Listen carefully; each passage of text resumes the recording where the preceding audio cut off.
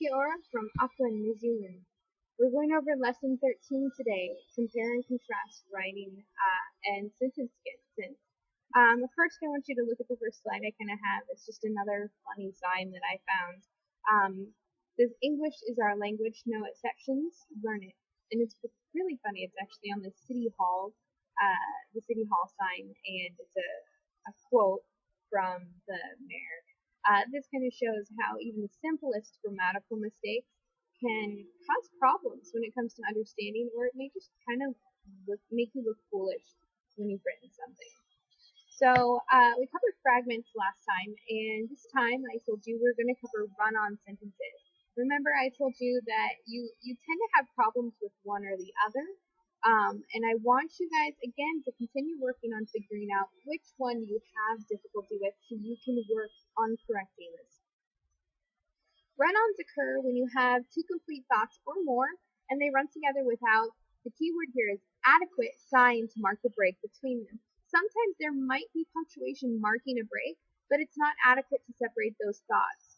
So an example here of run-on sentence is, the bus stopped suddenly, I spilled coffee on my shirt. Another example is, he told me to be quiet, his favorite show was on.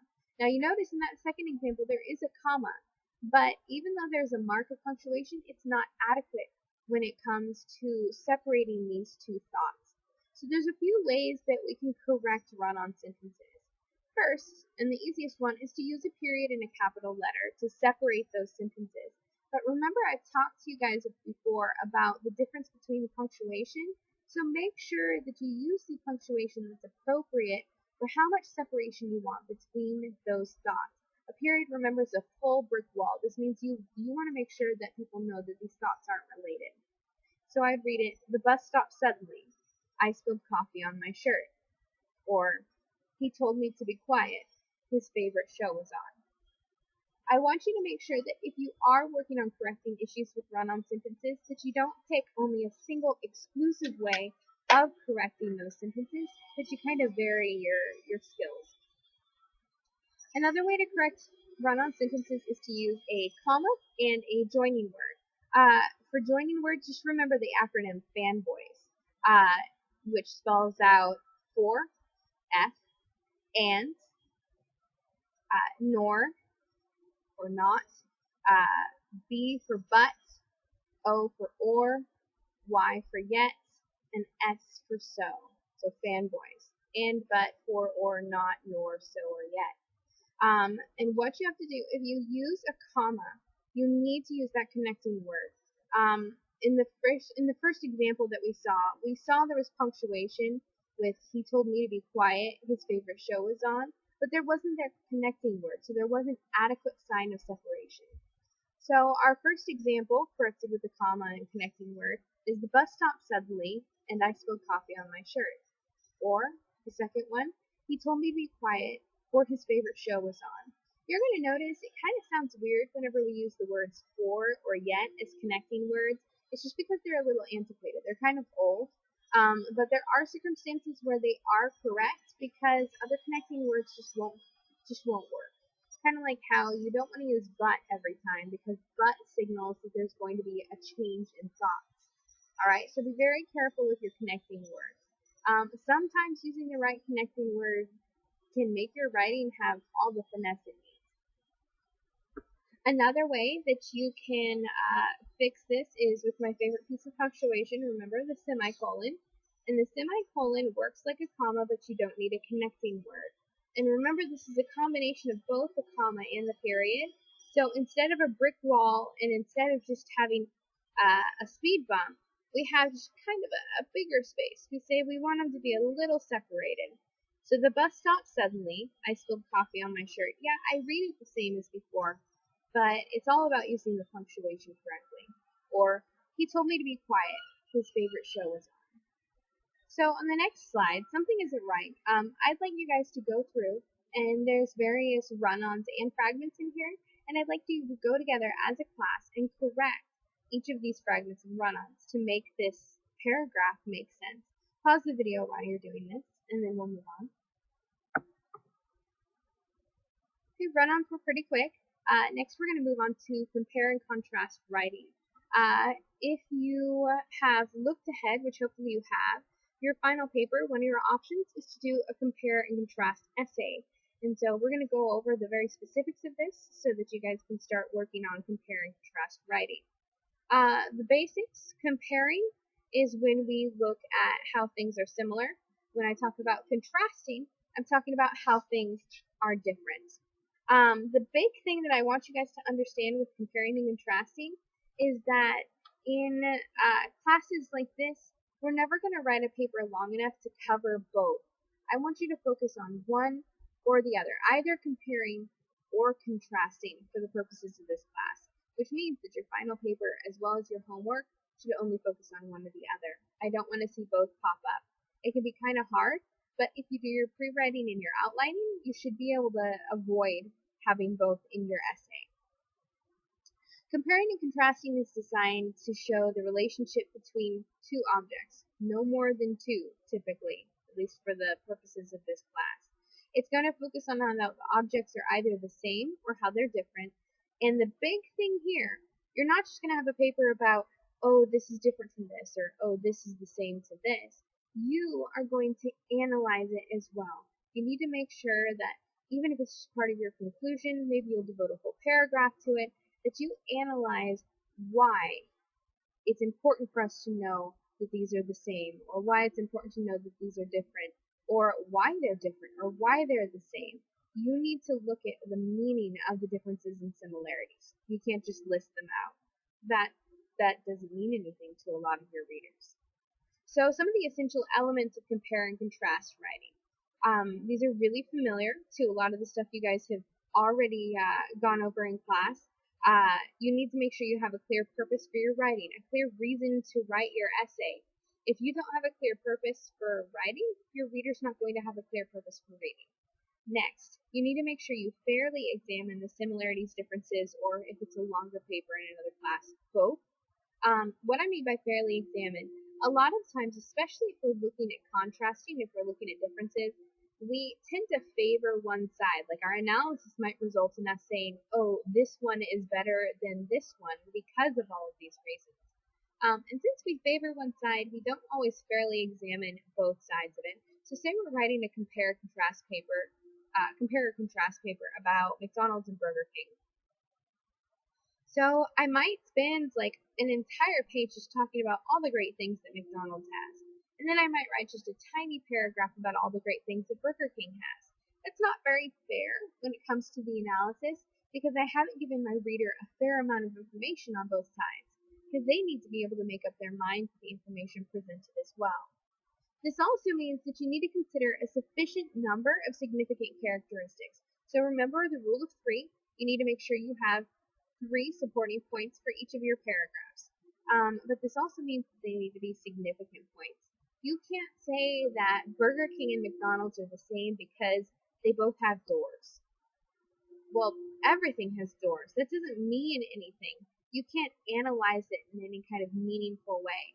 But if you say that both Burger King and McDonald's are open for 24 hours, that's kind of significant because not all restaurants are that way. And so that's something that might be meaningful to your reader. So what I'm going to have you guys do is go to your chapter and compare and contrast. I think it's chapter 10. And I would like you to look at the sample paragraph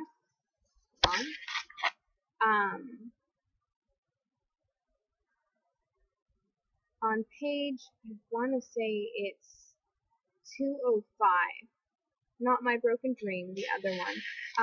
And I'm going to give you a few minutes to pause this and read over that specific paragraph.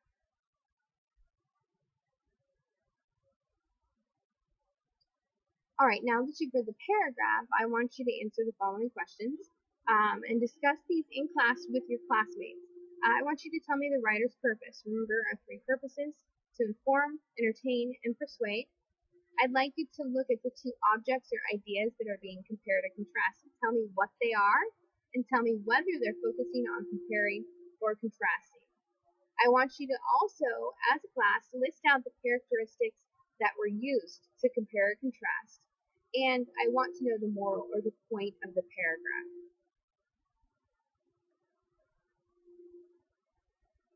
Okay. There are two types of methods of organization. We're also going to, you guys are familiar with emphatic and chronological order. We've gone over those a few times this semester, and you use this in compare and contrast. But there's also a different type of organization that you'll use within compare and contrast when you're organizing your ideas or how you're going to approach what you're talking about. The first is one side at a time. I'm going to call it block organization, and the other is called point by point organization. You're going to hear various, if you read different books, you're going to hear various names for these, like subject by subject is another word for a block organization that you might hear. But for the purposes of this class, as well as in your book, we're just going to call it block or point by point. When I talk about block organization, this is when all of the points of either compare or contrast are addressed first with respect to one of the subjects and then with respect to the other. What this means is that if I'm writing, say, a 5-paragraph contrast essay, I'm going to have my first paragraph as my introduction, my last paragraph as my conclusion. I might just have 2 really lengthy paragraphs in the middle. And let's use our example of the McDonald's and Burger King. I'm going to have one lengthy paragraph that's going to tell you everything you need to know based on my pre-reading about McDonald's. I'm not going to mention Burger King at all. I'm just going to give you all the information there. And then I'm going to have another paragraph all about Burger King. I won't mention McDonald's, nothing like that. It's going to be all on its own. That's block organization. You address all of one and then all of another. So if you go to the next slide, here's an example of block organization in an outline. So here we are comparing and contrasting apples and oranges. In our first paragraph, we're going to talk all about oranges. We're not even going to mention apples. In the second paragraph, we're going to talk about just apples. We're not even going to mention oranges. That's block organization. If you move on again, another sample outline that you can use, or that you can use for reference, looks at contrasting college and high school. And the way that they've set this up is their first body paragraph is going to focus on what it's like to be in college, and the second paragraph, what it's like to be in high school. If you notice, their A, B, and C, they're comparing on the same levels. So they're talking about studying, they're talking about distractions, and they're talking about courses. All right? So make sure that when you're comparing or contrasting, that you compare or contrast on the same exact levels. The easiest way to do this is to use a modified list for your pre-reading. What I do is I use a T-chart. And on one side, I would put college. On the other side, I'll put high school. And I'm going to write everything about those. But I'm going to match them up. So I'm going to match study to study. I'm going to match time it takes to do homework to time it takes to do homework. That way, I can make sure that not only do I have adequate support, but that I'm comparing them fairly. I'm looking at the same things for both sides. So the other type of organization is point-by-point organization. This is when each point of comparison or contrast is addressed with respect to each of the subjects in turn. What this essentially means is that they go back and forth. All right? So this organization means that you're going to talk about both topics in any given paragraph. I would recommend not using this if you have a lot of points of comparison or contrast, because it can kind of give your reader a little bit of whiplash if they're looking back and forth. And they're going to forget what attributes go with which topic.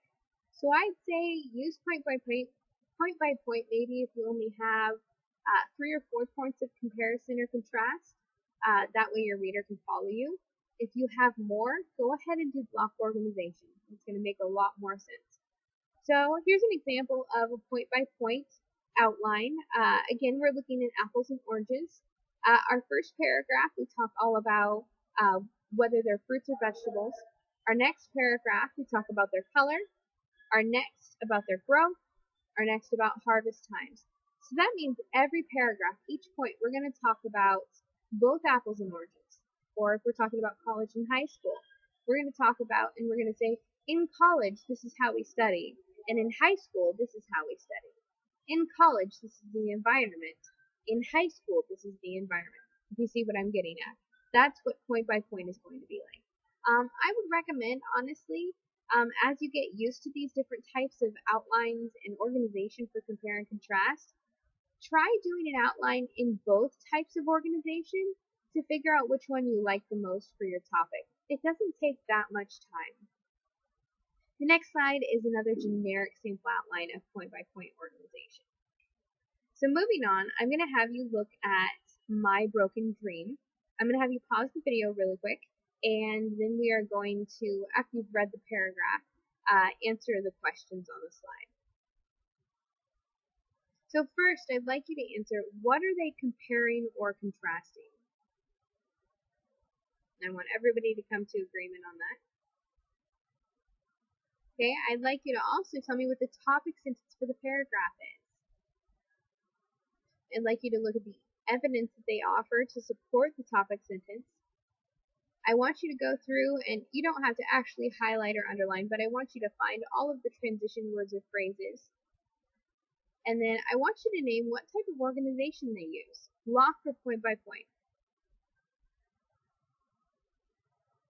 Alright, so when we're looking at the paragraph and we're looking at comparing and contrasting, we are comparing or contrasting, we're actually contrasting what it's like in reality versus what his dream was to be a police officer.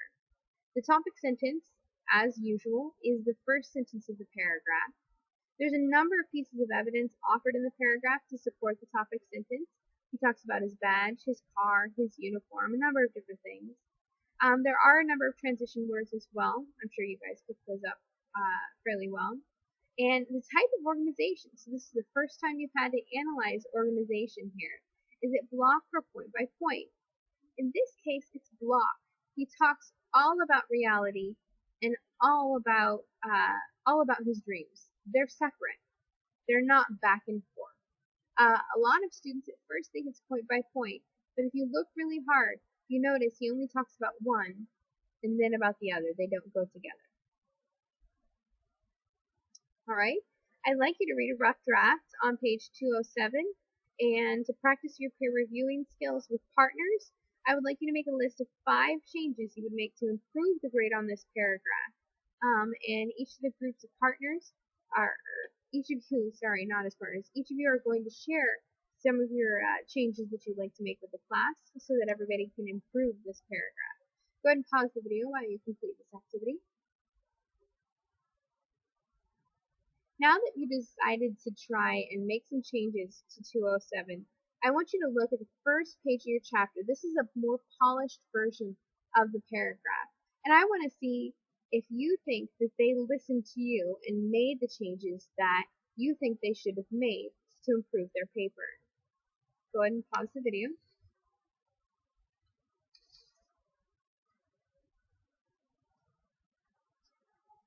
The next thing I would like you to do is to start working on your homework.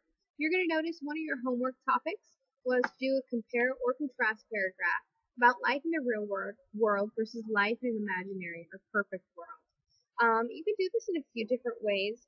I know it can be challenging, so if you want a challenge, you can compare the two. You can talk about the things in your ideal world that are the same in reality right now. You can contrast them and look at the differences. You can talk about things in your personal life, or you can talk about them on big real-world levels. If you're talking about war or famine, big topics, you can go a million different directions for this. What I would like you to do, at least in class right now, when you pause the video next, is to complete your pre-writing and an outline for this paragraph. But you don't necessarily need to write the paragraph while you're in class. You still do need to turn it in for homework.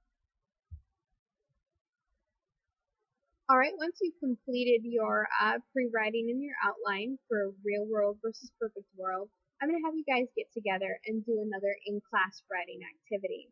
I want you to pair up with each other, and we're going to complete the following piece of compare and contrast writing. Here's the prompt. There's a desirable job opening in your workplace. I want you to write a letter to your boss comparing your abilities to those of the ideal candidate for the position you'd like to be promoted to. Use the point-by-point method, so this specific method for organizing, to discuss each qualification and describe how you're going to measure up to it. This is real world practice, you guys. You're going to have to write cover letters and ask for promotions during your careers. So moving on to the next slide, I want you to start out together by pre-writing about your topic. I'm going to have you guys hand these in, but I only need one copy, so find someone who's going to write for your group. Once you've pre-written, I'd like you to create your scratch outline and then work together to write a rough draft that includes all of these. A clear topic sentence, a clear comparison, clear organization, and all supporting material needs to make sure it ties back to that topic sentence. Make sure you use the rule of 3 and transition words, and that you correctly use things like homonyms. Once you've completed this paragraph, I would like you guys to complete a peer reviewing activity. Revise using the 4 bases: unity, coherence, sentence skills, and support, and then revise your paragraph as partners. That's all I have for you this week. I hope you have a wonderful week, and I will see you next time. Enjoy.